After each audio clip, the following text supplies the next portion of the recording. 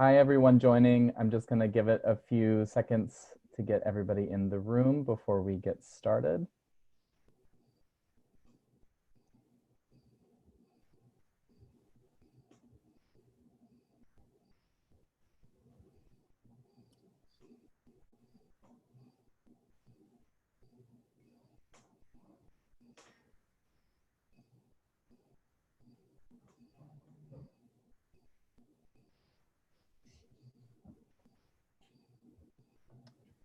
Okay, it seems like we've got most people in. So let's get going. Welcome, everyone. Good afternoon if you are in a place where it is afternoon. Good morning and good evening if you are joining from somewhere else. My name is Clay Pruitt. I am the ShortFest forum producer. So excited to be here today and to have the ability to present these forum sessions despite the circumstances going on around the world. And sort of the silver lining that I was mentioning earlier is that we actually can provide access to these sessions for people that previously might not have been able to attend in person. So I'm happy that some filmmakers can join us from all around the world. And I'm really thrilled that we are joined here today with this incredible panel. I think there's going to be a lot of very useful information that these kind folks have will be presenting and providing a little bit of their time and expertise for you all. Before we kick things off, I would like to say, on behalf of the festival, we want to acknowledge the pain and anger we're all feeling right now, not just about the most recent events that we've witnessed, but also about the longstanding history of injustice and inequality. We stand with Black Lives Matter, and we are committed to working together to move our community, our country, and the world closer to unity, understanding, and inclusivity. One quick note before we kick things off, we will be using the Q&A function, which is located at the bottom of your screen.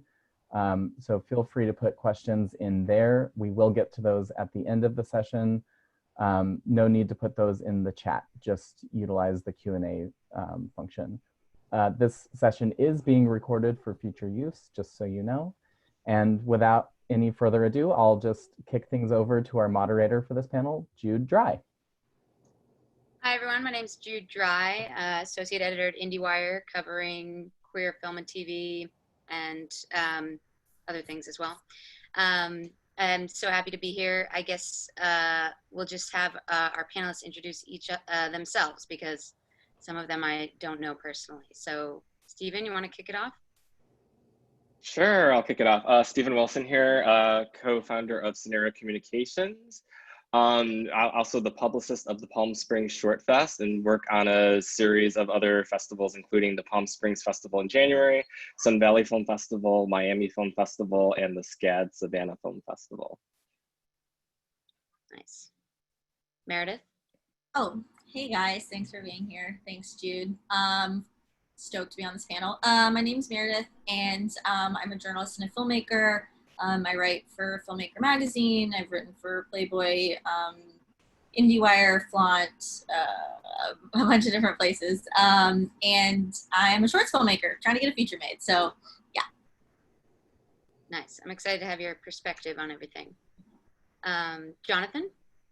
Hey, I'm Jonathan Epstein. I work at Strategy PR based in LA, and I focus on mostly awards campaigns and theatrical release campaigns for films, and then I work on some TV projects as well for the Emmys and things like that. And Guido? It's Guido. Oh, Guido, I'm so sorry. Don't worry. I've asked that before we started. I'm Guido Goetz. I work at Slate PR. I've been mainly working on film campaigns, but also been doing TV and worked in theater a few years ago. And yeah, that's pretty much it. So I guess we'll start with the most difficult topic, marketing a short film. I know Meredith has been on that side as a filmmaker. trying to get press and PR for her shorts. Where do we start? What's the best strategy? Tips and tricks? I guess I'll kick it off because I know that all you guys will have a lot of genius to share about the press side of things, more than I will. But you know, I did a panel at South by last year. My short Deep Tissue was at South by, and I did a panel with a bunch of awesome people, and I kind of want to share something that we talked about there, which the panel is called "How to Make People Give a Fuck About Your Movie." You know, in the South by sort of vein, but yeah, something we talked about is, you know, you have to start thinking about this stuff as early as like pre-production. And one of, I think, the single most valuable things that I learned about marketing was how to manage that kind of stuff on set, which was like a couple things. Specifically with Deep Tissue, it's an erotic thriller. The whole punchline of the short is what happens in it. So we, even on set, we're like, do not post any pictures of this. Don't post anything because it's going to give it away. So I think really it's about understanding what the story of your project is that early on and controlling what's going on social media, etc. while you're on set. Also, we got an on-set photographer, Tiffany Rouhani. I had a shot list for the on-set photographs. Even if it's an indie film and you're like, we don't have time for that, make time for it. So our still ended up being, I was in the short and directed it and wrote it, but it ended up being me, and so many festivals used it because it wasn't just pulled from the actual film. It was a shot that we were like, this summarizes everything we want to communicate about the film. And then by the time you get to the point of having publicists, they're going to want those photos because they're putting together press releases. If you don't have any like assets, basically, then what are they going to do with it? So that's something I just wanted to say, and I'm sure you guys will have stuff to piggyback on top of that. That's such a good point, Meredith. Like, make room in your budget for still photography and a set photographer. If you end up pulling something from as a screenshot and it's just not good quality, it's not just for editorial, it's for your poster, your key art, your website, social media, the trailer. It's really important. It's your calling card. It tells the story of your work. So try and make room for a photographer. I would agree with that. And just in terms of on the festival side, when we're working with films, having a really dynamic photo helps in terms of getting you placed in terms of blogs and newspapers. That's what they look for, is a really colorful, dynamic photo. Or even sometimes if it's a black and white film, a black and white photo will stand out because it's not something that they're used to. I would also just say, in terms of thinking of pre-publicity strategy, I would be more post-publicity strategy, but in terms of being at festivals, is looking at having a trailer for your film and also a clip from your film. If you're doing a TV appearance or pushing your film out to blogs, it helps to have those assets in place and help generate some more buzz for your film as well. What are some things that filmmakers can think about at those early stages? Whether it comes down to having a name talent involved, or, obviously we all know that helps to get press, but are there other things from the beginning, subject matter, genre, that people should be thinking about sort of from the beginning of the creative stage? Yeah, I mean, I think that from my perspective, you should obviously feel free to make a film about something you're passionate about or something, that's close to you that you feel like you want to make, but it definitely does help when the subject matter is accessible and something that people, can relate to, or something that, especially, during a time like now, it always helps to have, a subject matter, sort of topical and timely, and that people, can sort of weave into, like what's going on, like outside of the film. And I think that always helps, to get press and get, to get buzz about your, your film or your short film. Yeah, something that I think is really helpful, this is just sort of like a creative thing that I think is great, is like, I don't know, for my shorts that I've made, I had to put together basically an entirety, like creative campaign about what it was, and like a lookbook and a deck, because I was trying to raise money for it. So it was like my first short. I did a Kickstarter. It was called Interior Teresa. David Nin, who's another amazing publicist, was very encouraging, that whole team. So I had to, you know, like you're saying, I had to shoot a trailer for the Kickstarter. I had to write a log line, a summary, an artistic statement. You know, I had to figure out what my story was. That's something that I always harp on, is like, you can know what your story, and you should know what your story is before you're shooting it. So I think that like I've just ended up having to do that for all projects. So Deep Tissue, I had a deck because I was sending it out to companies and trying to get cast. And my last film, Ride, that I did for Hulu, I had to pitch it, you know? So I think that by the time I got on set, I was like, I know this is my story. And I was already thinking about, well, what is my social media campaign going to be? And I think, Jonathan, you brought up a really good point, which is like, you know, I think it's hard in indie film when you're doing everything, because a lot of times you don't have the money to hire like a social media campaign consultant or a design consultant.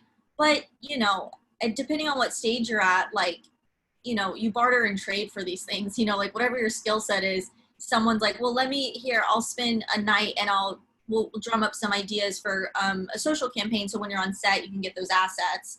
And if you're an editor, you're like, cool, I'll take a pass. You know what I'm saying? If you don't have money, there's ways to do that. But yeah, I think Jude, like for your question, it's really like finding out what your story is. And even if you're funding it yourself, I challenge everybody to write an artistic statement, to write a log line, to sort of like maybe write a statement about how your film relates to the zeitgeist, so that, you know, like Jonathan's saying, by the time you're like done with post and you're submitting to film festivals, that work is done and there's a through line to the story. At what point, I guess, so we talked about, you know, fit it into your budget to have assets done, but I guess, and the publicist here will, you know, you may not want to speak against your own interests, but what if, you know, I guess at what point should someone making a short, you know, how important is it for them to put in their budget to have an actual repping the film? You know, is there a point at which you might suggest, you know, if someone is really tight on budget, to do it themselves, or and where is the line, I guess? Obviously everyone would benefit from your expertise, but not everyone can afford it. They're making a short film, right? I feel like for shorts, it's really challenging, obviously, because it's a much smaller budget than a feature. Because usually for a feature, there's sort of between 3 and 5 tiers. There's the pre-production, you know, before you even go into production, you announce it with the trades. If you have a name attached, that also gets more challenging these days to make an announcement in the trades. You go to Deadline or Hollywood Reporter or Variety.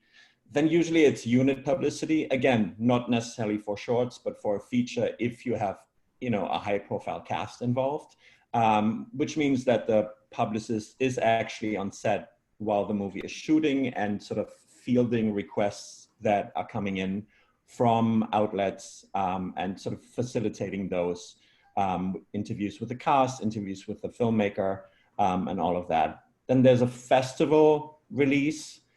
If you get into a festival, usually when the movie hasn't sold yet, when you're still looking for distribution, and you're basically just trying to, you know, build more branding around the movie and establish your brand as a filmmaker as well, and then try to sell the movie at a festival and finally get a distribution deal or work with a studio through the festival screenings. And then there's the official release once you have a studio and distributor attached, and that's sort of the bulk of the work. And that also, you know, comes in handy when you just not only have a short, but a feature film.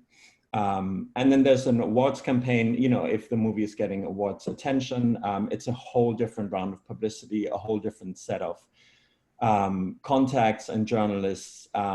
Jonathan has been working on that and is the expert on that. But those are sort of the tiers. Again, this is more for feature and not for shorts, because it's more difficult and challenging to get publicity for shorts in those 5 tiers. I'll speak, or did you want to talk about awards, Jonathan? I was going to talk about the festival side. No, you go first. Yeah. Okay. I would just say on the festival side, you want to make, if you don't have the budget to hire a festival, then you definitely want to befriend the publicist of the festival. It really is helpful, at least in the terms of festivals that I work with, and I do dealing with this festival and other festivals that have shorts. If you have a publicist that reaches out, that's great. But we also love working with filmmakers. Our job is to support and help raise awareness for your film. But at a festival, as a publicist, we're not only promoting the event, we're promoting anywhere from 100 to 300 films. So as soon as my recommendation is as soon as you are confirmed for a festival, and if you don't have a publicist, reach out to the festival publicist and be like, hi, my film's accepted in the festival. What can I do to help you give information on my film so that you're aware of it, and are there any opportunities coming up that we can be a part of whatever conversation that you're doing? If you do that, we're more likely to help get you an interview just because you're there help with presenting the information to me. It's easier for me and my team to kind of put you out there, whether it's setting up a TV interview, a radio interview, or being a part of the conversation. A lot of times, we're working with journalists with different angles that they're looking for.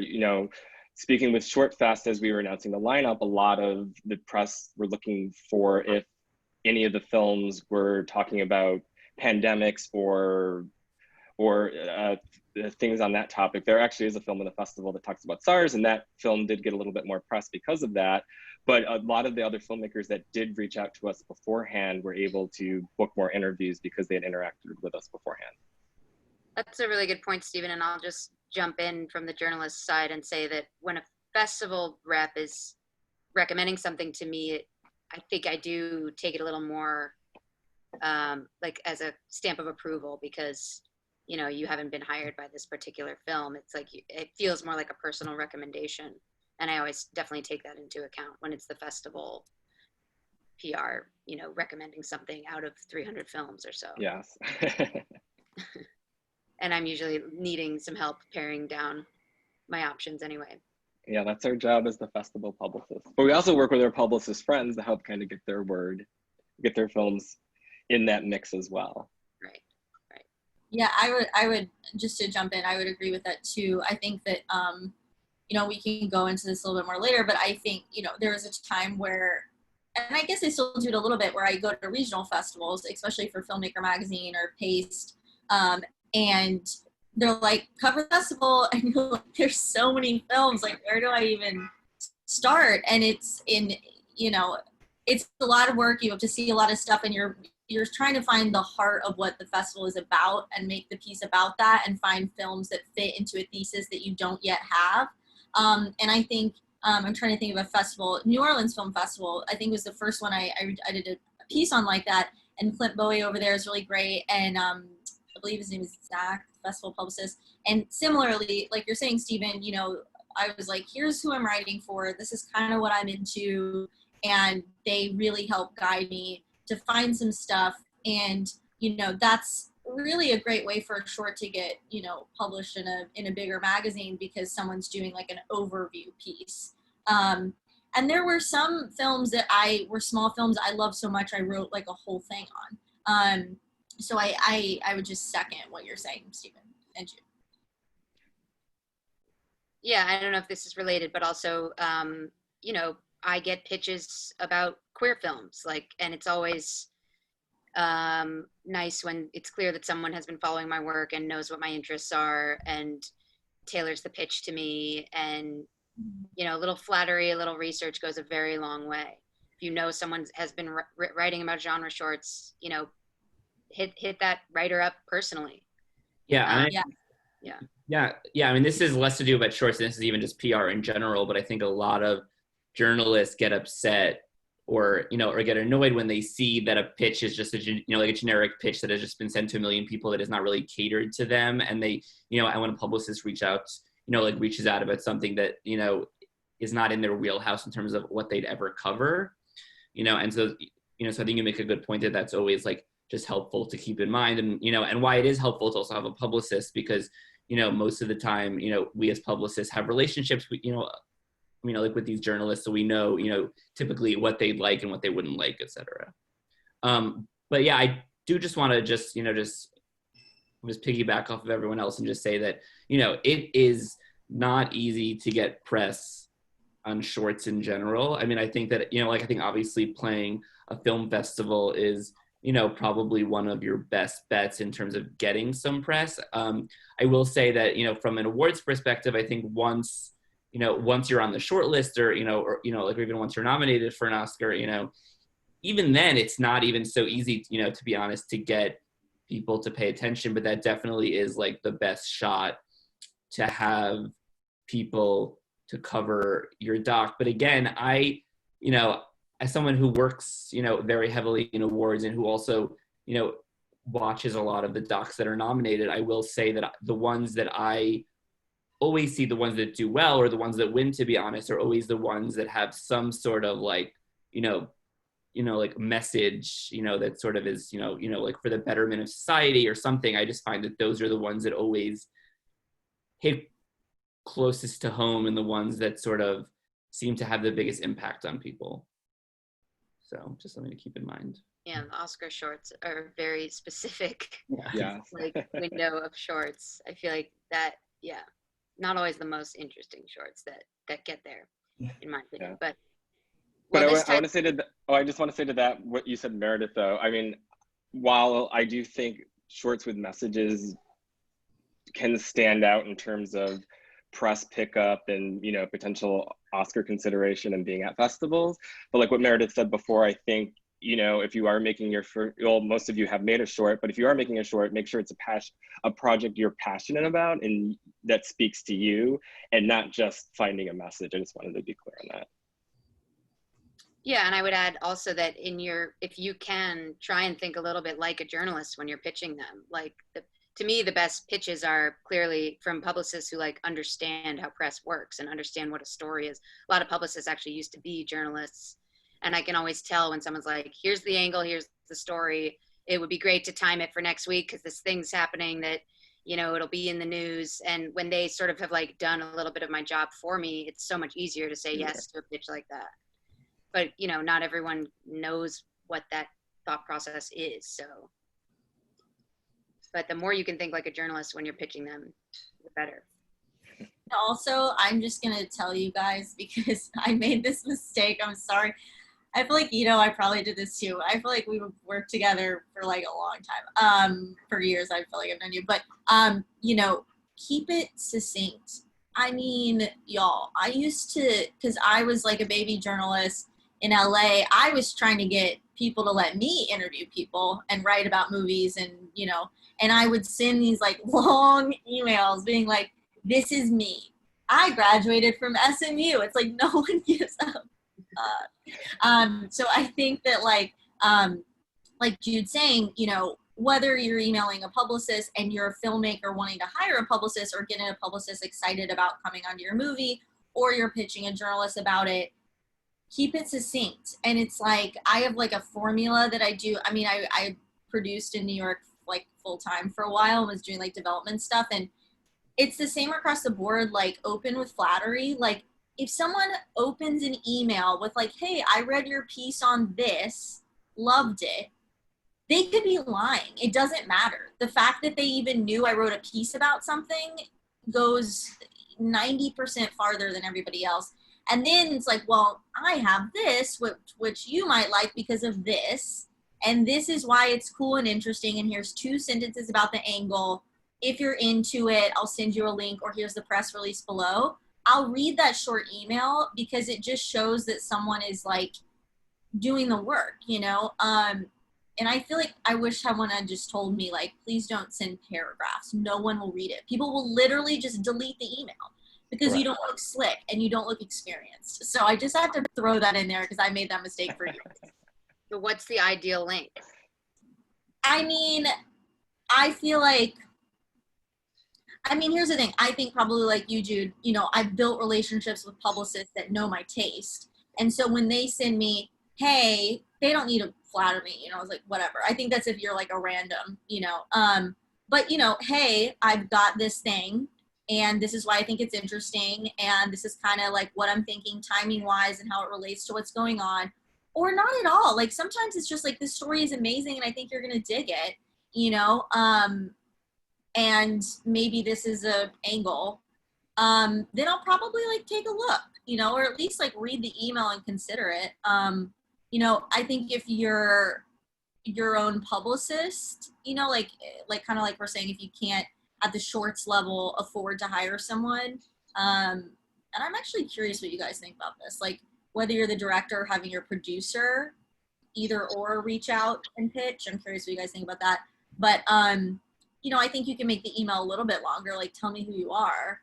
But I think it's just about making people's jobs easier, because journalists are on overload right now. Everyone is like on overload. So the more legwork you can do for people, the better. I feel like I was talking for 20 minutes. I don't know what I was saying. I will second that. Persistence is a good thing in general.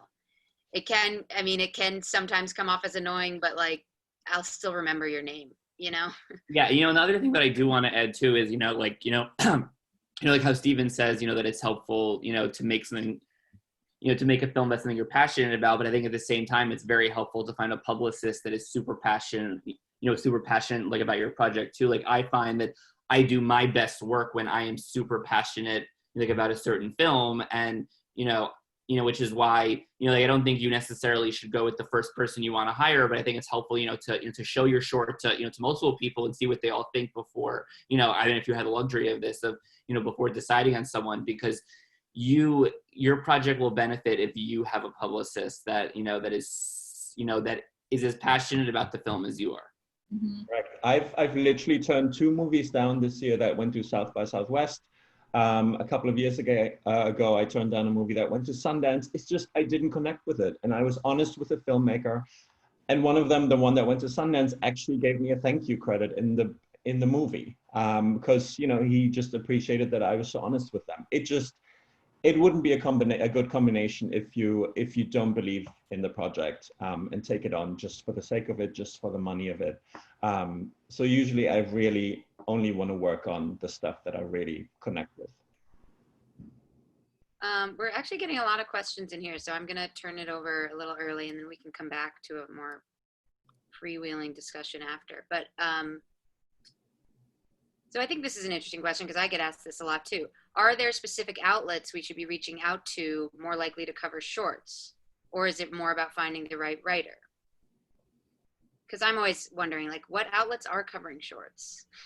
Because when I say no, I have to like give up people other options. But I mean, I'll start with that. There aren't a lot of outlets covering shorts, but I do think, like you said before, Jude, doing the research of finding writer that covers those topics, and if your film falls under that area, at least pitching and reaching out to that.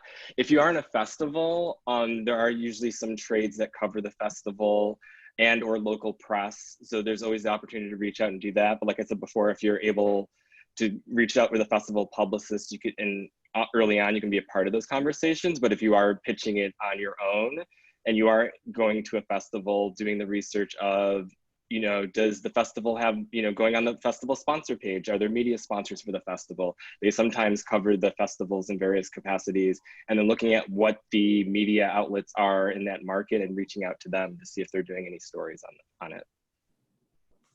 local press is a good idea too. I mean, even just say you made the movie in New York or LA or wherever, but you're from, you know, Wisconsin.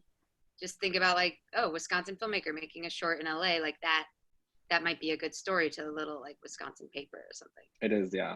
Or even the region that the festival's in. I mean, Palm Springs is a great market that has 2 major TV stations, daily newspaper, lots of blogs. So I mean, they're and radio stations that have all been supportive of the festival. But yeah, if you're a filmmaker, let's say you do get into Sundance and you are from Milwaukee, I do think like some of the local papers would be interested in covering that story, and worth looking at where you grew up and where you also went to school.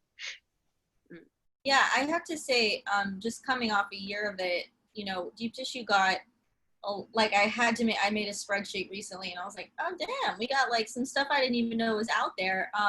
Local, like mainly local places. Miami, we screened at Popcorn Frights, and Miami had great press. We were in Movie Maker when we were in Palm Springs last year. Movie Maker is a great one that does a lot of really good regional festival coverage. So that is something where you can reach out to someone like Steven and say, hey, most places will have a list of all the individual outlets.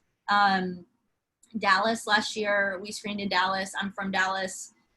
So, you know, I hit up their person and they gave me a list of like, these are people that are going to cover. And I emailed every single one of them. And I was like, I'm from Dallas. Here's my short.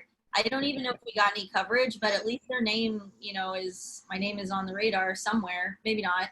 But another thing I want to say is I think as journalists, when I have friends or not friends or whoever come to me and I just, because I've got a bunch of other projects going on and I do less journalism writing than I used to, just because, you know, script deadlines and it's crazy. But something I always tell people, you know, if they send me their short and I really like it, and like Jude, you're saying, it's like, well, where do I send them, you know, to get coverage if I like it? I think that places right now want new voices like writing too. So like No Film School, like Filmmaker Magazine, Movie Maker, the Director's List. I'm trying to think of some other places. I mean, even like depending on what your short is and if it's super, like Jonathan is saying, like connected into the now and like zeitgeisty, like even like, you know, ID, that's Vice's thing, or The Cut, like if you know your story and you can pitch it as you writing it, whether it's about the filmmaking process or about someone in your cast, if it's a documentary, you know what I'm saying? Like, I think a lot of these places, it's like, why would I, as a journalist, write your story when you can write it, you know? And you're not then waiting on another writer who's just another gatekeeper. Like, I think as much as we can eliminate the gatekeepers, like the better. We all know about that. So, I mean, I've had multiple friends that have had stuff published in No Film School, and they just wrote about something in the filmmaking process. Yeah, I just want to add that, you know, just to be clear, that even for some feature films that I work on with big names in it, it is not easy to necessarily get press on those films. You know what I mean? So this isn't like a short film thing. This is just where press and, you know, and journalism is in general right now. It's just that, you know, people are looking for very specific things to write, and they're not just, you know, it definitely helps if your film stars someone big that people want to talk to, but you know, I've worked on plenty of movies that star celebrities that people just have no interest in covering, you know. So I just want to, like everyone to be clear that it is not a short film thing. It is most definitely just to like where things are, and that's why like I think it's so important about, you know, what message you're trying to give with your film. And and I will say that I've spoken with, you know, certain filmmakers and short filmmakers especially, where I was like, no one knows the project better than you. So,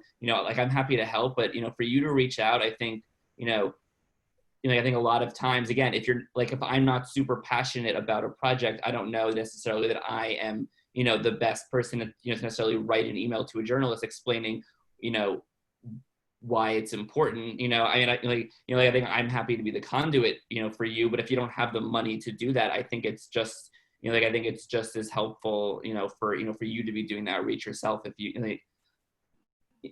that's where people like Steven come in, because they can tell you, this is who you should be reaching out to, et cetera. So.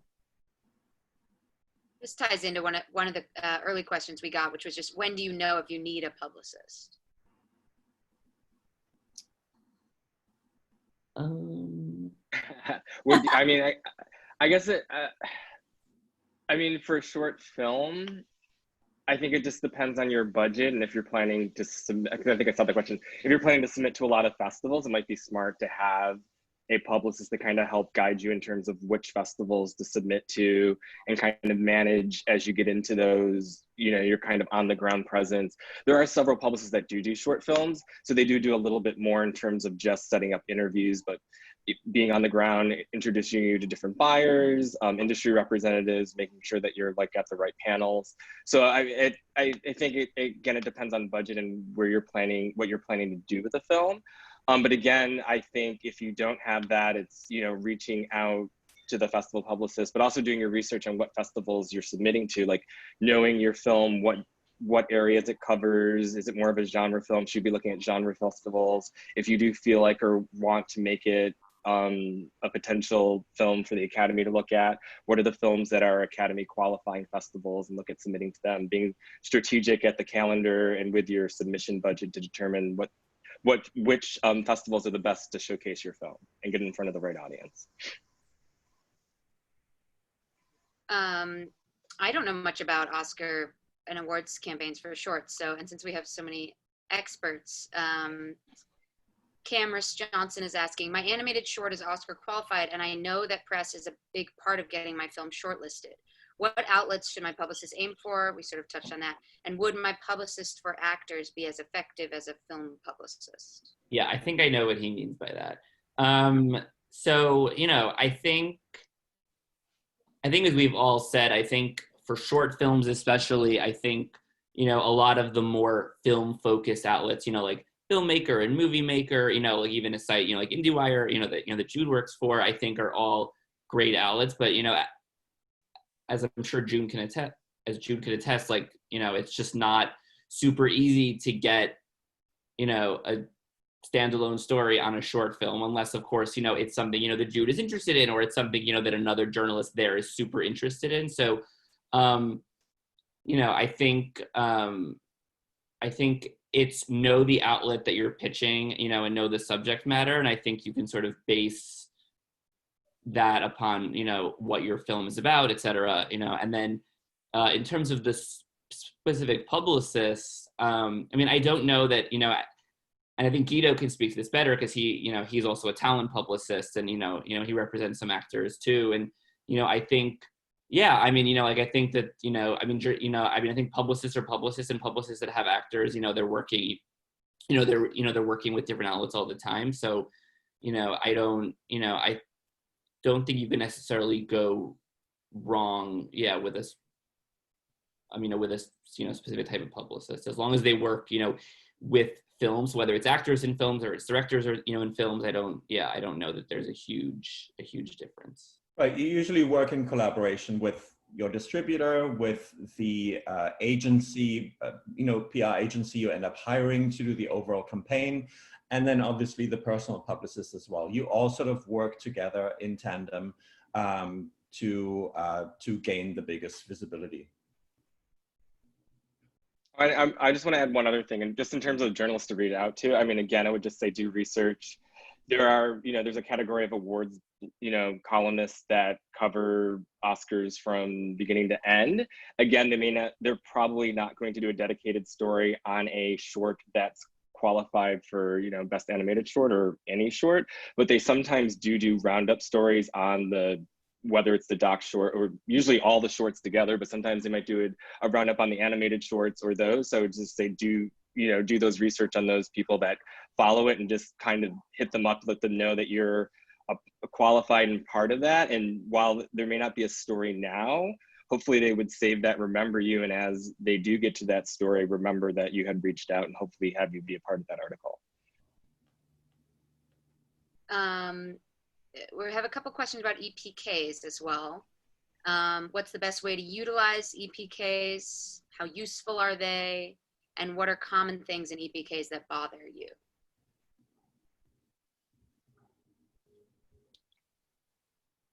Do you think they mean like an actual press kit, or like the video interview? I don't know. Yeah. Well, sort of, because EPK sort of has different meanings sometimes. So, like I refer to a PK, for me, like EPK is basically like video interviews that are done with the actors and the crew on set or afterwards, that we would then use, to sort of, just have, like if you, so if you have talent that, that aren't super accessible, or like we would sometimes use the interviews that we get on set to create featurettes or to create things that sort of help publicize the project. Yeah, I don't know how much they travel these days, EPK video interviews with your cast. The marketing team is just gonna use them for featurettes and sound bites.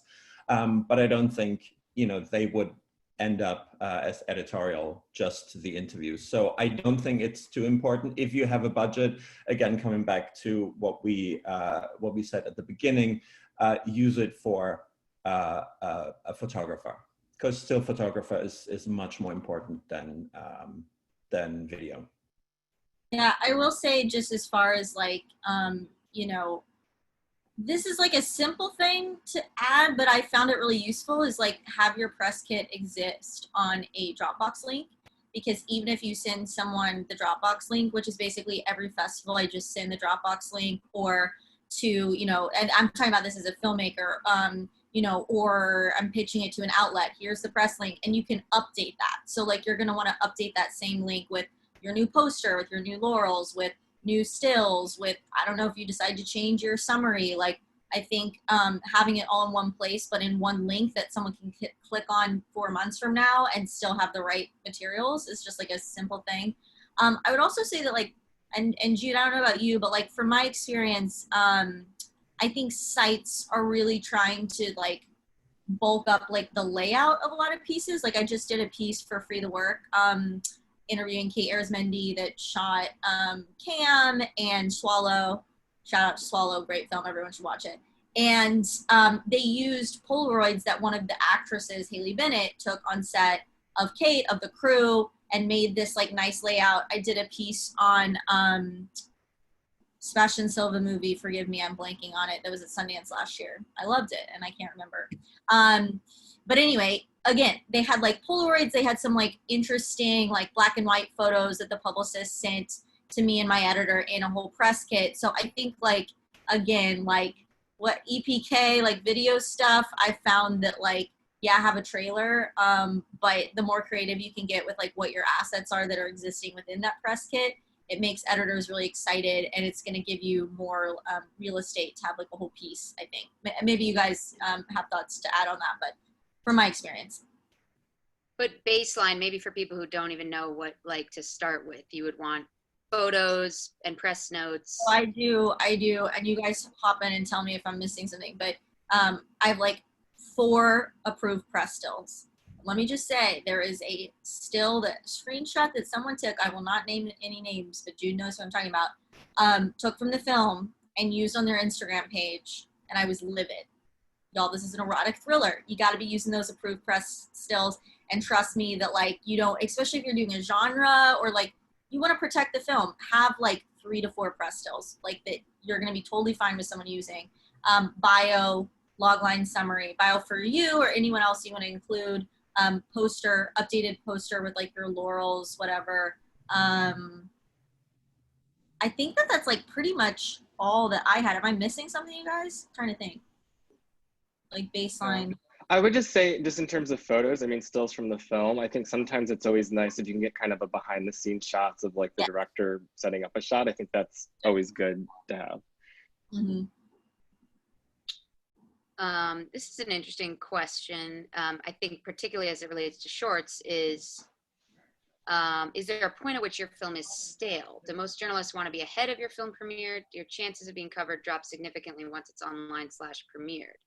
Because I would say for a short, I would almost rather it already be online and like and then I can see if people have been watching it, and it's not like a festival premiere where I need to cover it the day it premieres.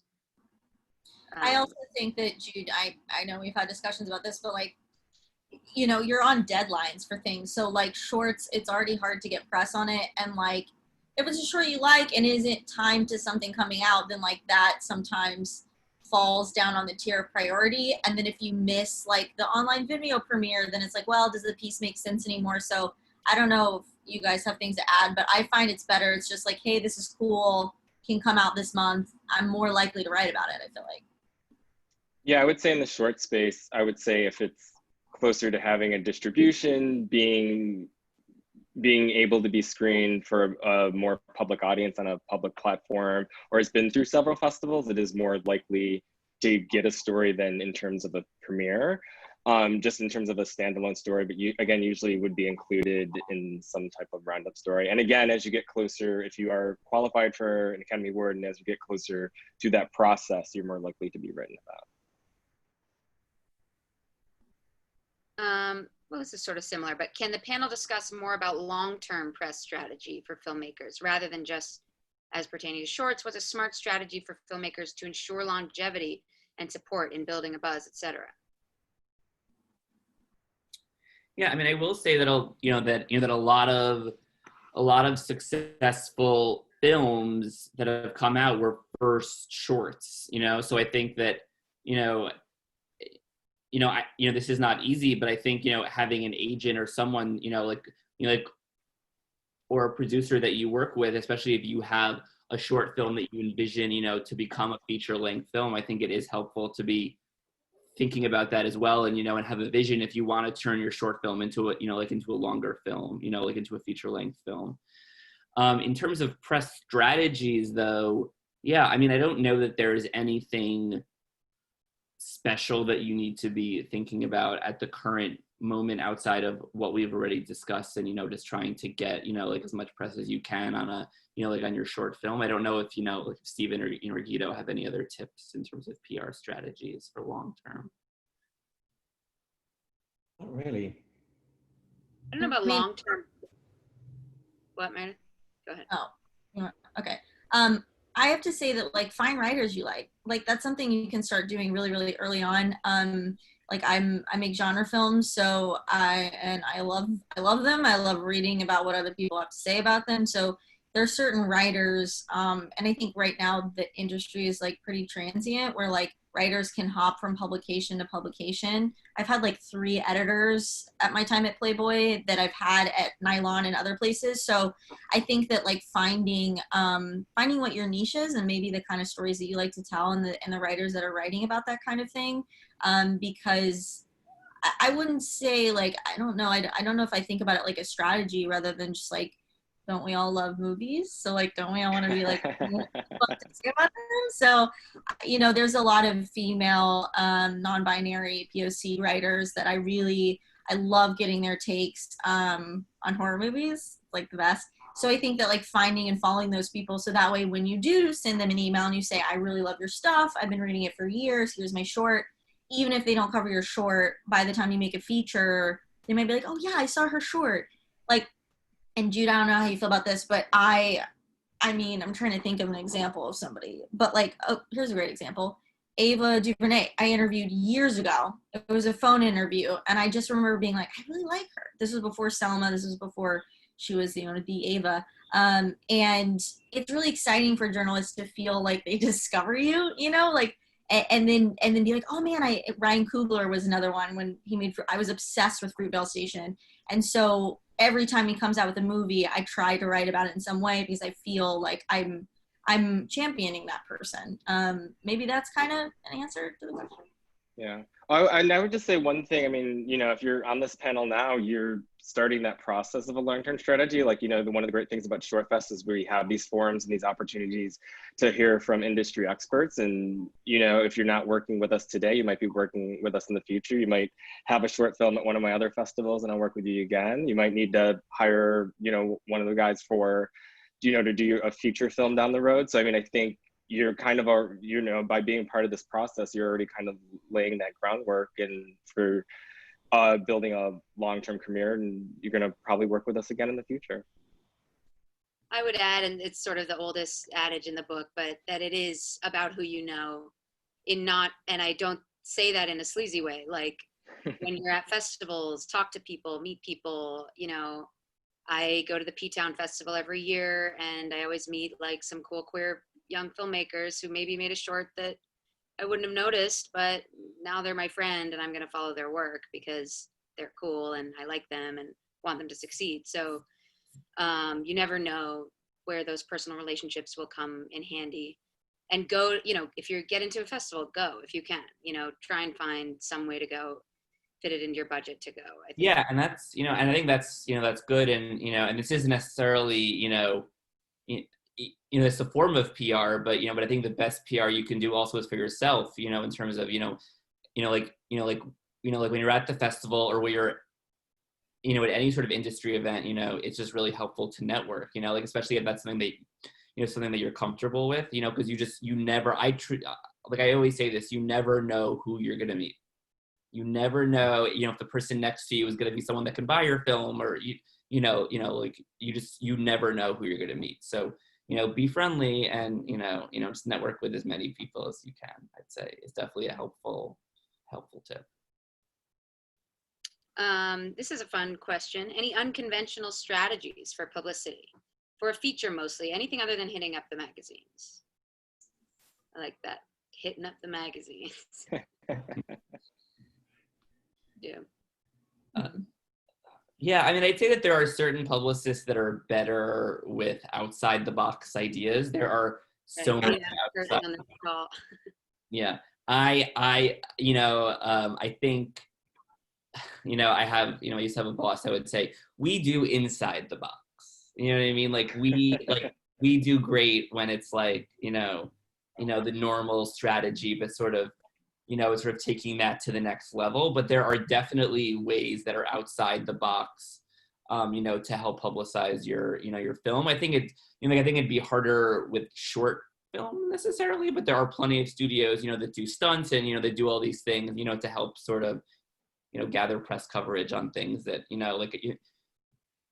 sort of out, so for instance, like when you're debuting a trailer, like it used to be like, oh, you would do it, like you would do it, like, you do it on, like Extra or, like ET, but now you just had, Tenet, they just did it on Fortnite, you know what I mean? Like that's a huge stunt, that got a lot of press, for that trailer launch. And, I think that's a good example of something outside the box, I'd say.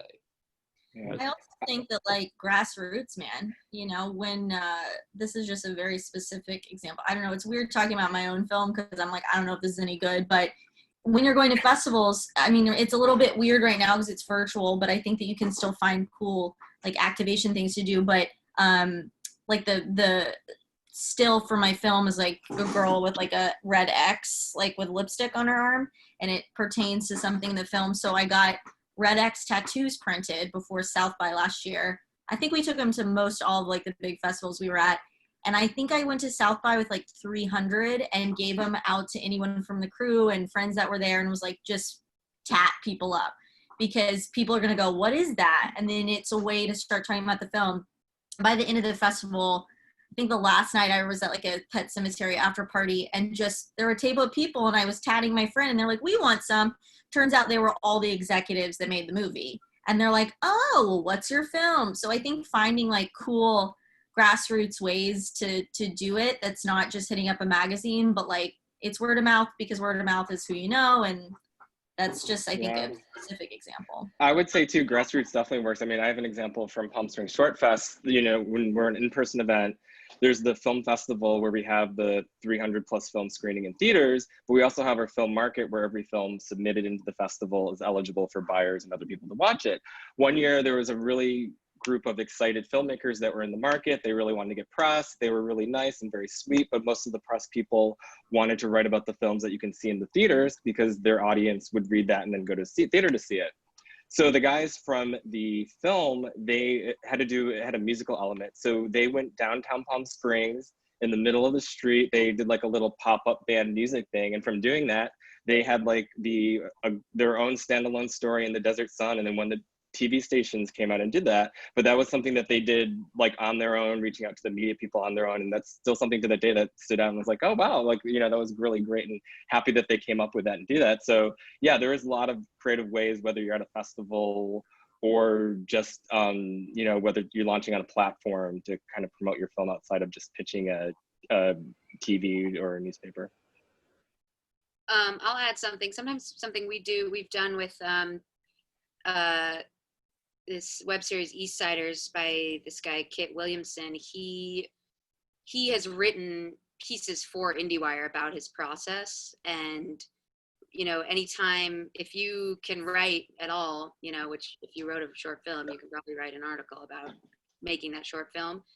That is sometimes a much easier pitch because all the publication has to, and you know, I take it you wouldn't be asking for money. So all the publication has to do is publish your piece. And so, you know, that might be an somewhat unconventional pitch to a smaller outlet that might be happy to just have another piece or byline, but they don't have to do the work. It's an easy yes for them. But, you know, as long as it's a well-crafted, like how I made this short, you know, a top, you know, tips for doing this, or, you know, whatever unique perspective you have on the filmmaking side, you know, somewhere like filmmaker or movie maker, I think would be a great pitch. We are coming to the close. Meredith, everyone wants your secret sauce before we close. So can you give your 3-point email snapshot again? I believe they mean when you said email. Well, I was like, what's the secret sauce they want? I don't know. I mean, this is just for me. Now I'm like nervous about it. I'm like, what did I say? Flattery. So basically, like, read the person's sincere flattery. Latest thing. Huh? Sincere flattery. Sincere flattery. Yeah. Like, I think know who you're talking to. You know, find something that they wrote that pertains to something that you're pitching. And if you like it, then tell them what you like about it. You know, then I think it would be like a segue into, and this is why I think you might be interested in my film, and this is what my film is about, in a sentence. And then the third paragraph, I would have like an angle for them. And I think you can frame it in a like, I'm flexible and would love your thoughts, but I was thinking, you know, maybe this because this, and this, la, la, la, la, la, in like 3 or 4 sentences. And then like, you know, happy to send you a link or go ahead and send the link depending. Yeah. And I think too, sometimes depending on the person, I'll drop this still from the film in there. Like it just, and then if you have a publicist, obviously they'll attach like a more formal press release, but I don't know. Do you guys think that's good? I don't know. Do y'all agree with that? I don't know if it's a secret sauce, I think it's good. I'm going to use that next time I email you. Yeah, please do. Christian is asking if it's weird if a director sends their own press release. I would say no, not at all. No. Especially not for a short. And even a feature. Right? Yeah, I mean, I wouldn't. Feel shy Yeah, about I think it'd be weird to get a press release from yeah, I mean, it's really a question for you, I'd say. Like, do you think it's weird to get a press release from a director? No, not at all. Yeah, okay. I think a press release is fine. If it just goes, you know, deeper into the campaign, then I feel like press will respond more to a publicist. I mean, you as a filmmaker, you're the biggest advocate for your film. You've, you know, lived with it for months, years even sometimes. But, you know, where we come in is really just to shape your narrative. And it's about timing and strategy and the relationship with press that we've built over the years. So it's definitely easier for us to get an open ear from the journalists. That's true. Well, I think we are coming to the end of our time. Is there anything else y'all wanted to say before we close that we didn't touch on? Follow our advice and send us email.